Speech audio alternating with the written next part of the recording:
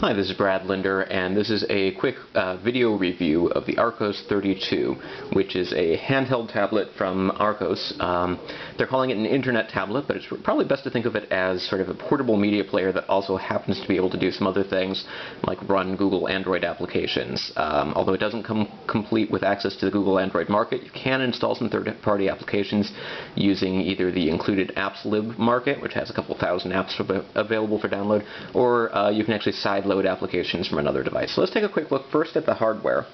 On the side, you've got a volume up and volume down button and a power button, and that's really about it. Nothing on the top, nothing on the other side, and on the bottom we've got a mini USB port, a power LED, a built-in microphone, and a headphone jack. And on the front, there's a couple of soft touch buttons here that you can use to do back, menu, home, search, and volume again. I'm not really sure why you have volume buttons on the side and on the front, but that's how it goes. So let's go ahead and turn it on here. You can see that it does have an accelerometer, so as you rotate the screen, it will rotate automatically. It's not quite as fast as I would like in terms of screen rotation, but it's not awful. Comes with a number of preloaded applications, and you can also install some of your own. One of the things that I really like about the Archos tablets is that they have some excellent multimedia software. So, for example, you can see here I've got a widget already on the home screen, and this comes default. This is for the video player. Shows what's currently playing, or the last video you were playing, as well as you can click to see recently added and recently played.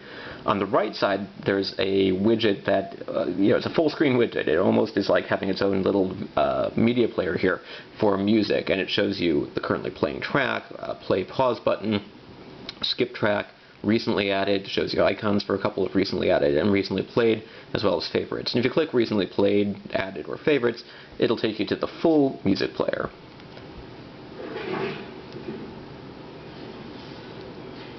which does a pretty good job of letting you sift through tracks and albums and pretty much everything that you would want there.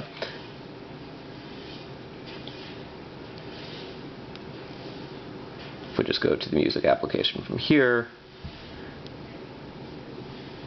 okay, well, I don't want favorites now. There we go. You can see the album view, the recently played view, and so forth. And it has sort of a cover flow style manager here, where it works better on some tracks than others. Like, it's very obvious when you're looking at this Journey Greatest Hits album. When you're looking at something that might not have cover art, it's kind of hard to tell on this relatively small screen what you're looking at. So the easiest way I find to sift through albums is to just go ahead and hit albums, and then you can do it alphabetically. There's no speaker, so when I click head here, or click play here, you're not going to hear anything, but you can use headphones to listen to music. Video player also works really well. Looks kind of similar. Let's go ahead and play the ubiquitous Big Buck Bunny, because there's no royalty issues here. It's free and accessible. So video looks good. It can handle 720p video playback, and it handles a nice array of formats. I had no problem with Windows Media Video, H.264, DivX, or Xvid videos on here. You might have some issues with some video formats, but it's much better than most Android phones that I've tried. And it has no problem. Sometimes it takes a second to load the file, but once it's going, you can see it skips around incredibly well. And there's also sort of forward skip and back skip buttons built in here. So those are the multimedia capabilities. Now, there aren't any hardware buttons, so I find that this is sort of an awkward thing. If you're listening to music and this is in your pocket and you want to change tracks or pause, you're going to have to pull it out of your pocket, go to the widget or to the media player, click pause after turning on the screen. It's kind of a lot of steps, and it's one of the reasons I'm not entirely sold on using touchscreen-only devices as media players. But overall, as far as touchscreen media players go, it's at least as good as any Android phone that I've used and handles more formats, and might be comparable in some ways to something like an iPod Touch. Now, the problem is the iPod Touch, and I've got the new one here, has a couple of things that you don't have on the Archos. First of all, it has a much higher resolution display. It's kind of hard to tell in this video, but the screen on the Archos is 420 by 240 versus 960 by 640 pixels here. Much sharper display. It's also a little smaller on the Archos. This is a 3.2-inch screen compared to the 3.5-inch screen. But the bigger problem is that whereas there's 250,000 applications that are available for download from the App Store for the iPod Touch, it's a lot harder to get good applications that run on the Archos. It comes preloaded with a couple of nifty applications, including a Twitter client, instant messenger client, a couple of video games, and a file browser. But and as well as the web browser, which is really probably the thing that you might wind up using the most here. But instead of having the Android market, which has over 80,000 applications in it, it uses something called the AppsLib market. And for some reason it's not connecting to my internet right now. But AppsLib is a third-party app store which has access to about 5,000 applications. Now, I was completely unable to find most of the applications that I have installed on my Google Nexus 1 phone in AppsLib. So I couldn't install, for example, any ebook reader. I couldn't install a couple of games that I really like. I couldn't install the New York Times reader, for example.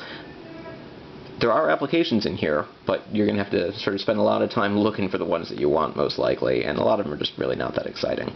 But sorted by all applications, games, 3D games, entertainment, communication, social tools, multimedia, news and weather.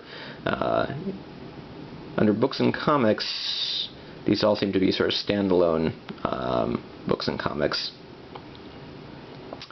And I'm not necessarily finding anything like an ebook reader. Now, I was able to do what's called sideloading applications, which is I installed an application on my Google Nexus 1 phone, backed up the installer file to the SD card, and then copied it manually to this one, used the file browser, which just crashed on me for some reason, used the file browser to go and find that installer file, clicked it, and installed the application. Not every application I tried worked, but some of them did. And let's take a look at a few of those. So, for example, I was able to install Aldeco, which is a ebook reader.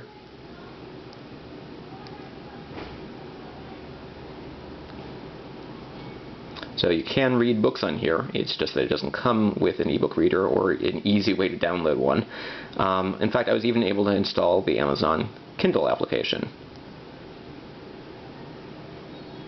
So you can use that to read books and download books from the internet. I also installed FB Reader. Yeah, you can see I was in ebook reader kick for a little while there. And I haven't actually tested this one since I installed it, but this is the New York Times app. There we go. So this is actually a protected app, which is normally pretty difficult to back up, but I found an application called Titanium that let me back it up onto an SD card. The text is not formatted that well here. It's very tiny and difficult to read, but it is the New York Times Reader app running on the Archos 32. So you can install applications that are not available in the AppsLib store. Now, earlier Archos tablets, including the Archos 5 Internet tablet running Android 1.6, there was something called Market for Archos that was sort of a hacked application that let you install the Gmail app, Google Calendar, and other Google Suite, as well as Android Market. That does not work. The current version of Market for Archos, anyway, does not work on the Archos 32 and probably won't work on any of the new Archos tablets, and that's because they're running Android 2.1 right now, and in October they'll be available with Android 2.2. And the Market for Archos hack was designed for Android 1.6. So, maybe at some point somebody will figure out a way to do that, but, it'd still be nice if out of the box it came with support. There's no GPS in here, so it doesn't do any location-based services, but that accelerometer does work pretty well for things like playing video games. So here's a 3D video game called Raging Thunder, and you can see it's quite responsive. I personally am not very good at playing racing games, but it looks great. And that's because we've got 3D video acceleration here, 3D graphics. Even though it's got a slower processor than some of the other Archos tablets, it plays games quite nicely. Another thing that this one's going to be able to do is video output. There's an optional cable, which did not come with my review unit, which you can plug into the headphone jack and then plug that into the composite inputs on a television set to basically take this whole screen, blow it up onto a full screen, and then this screen will go dark and you can use it as a touchpad to navigate using your big screen TV. What else? Let's take a quick look. There's a camera on the back. It's not a very high quality camera, but you know, it does work. You can take pictures. They're I believe VGA quality. You can also shoot video. You can see it looks a little bit more fluid actually when we do that. So you should also be able to use applications that take advantage of cameras. Oop. There we go, there's the settings. The last thing I probably should have mentioned towards the beginning is that this device has a resistive touchscreen display, and what that means is it's really going to respond better to a fingernail or a stylus input than to a fingertip, but it's really one of the best resistive touchscreens I've used in a while, and I've no problem using a thumb to do things like, you know, navigate through the front screen. It gets a little bit trickier when you want to enter text. Oop, that's not what I wanted.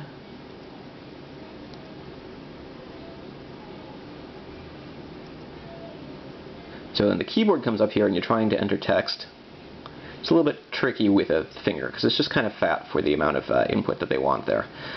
Works better if you use a fingernail, and works even better if you turn it sideways and use preferably a fingernail on the screen, and you can enter text relatively quickly. I wouldn't want to, you know, compose long emails doing this, but I don't have any problem entering URLs or short instant messages or other things like that. And the web browser works pretty well. This current version, as I mentioned, is running Android 2.1, so there's no support for Adobe Flash yet, but that should be available when Android 2.2 is available soon. Not a multi-touch screen, I keep forgetting, and so you can zoom in there and you can use the Android zoom buttons. So there you go. That's the first look at the Archos 32, a short video overview, video review. You can see a more detailed review at Liliputing.com. This is Brad Linder with Liliputing.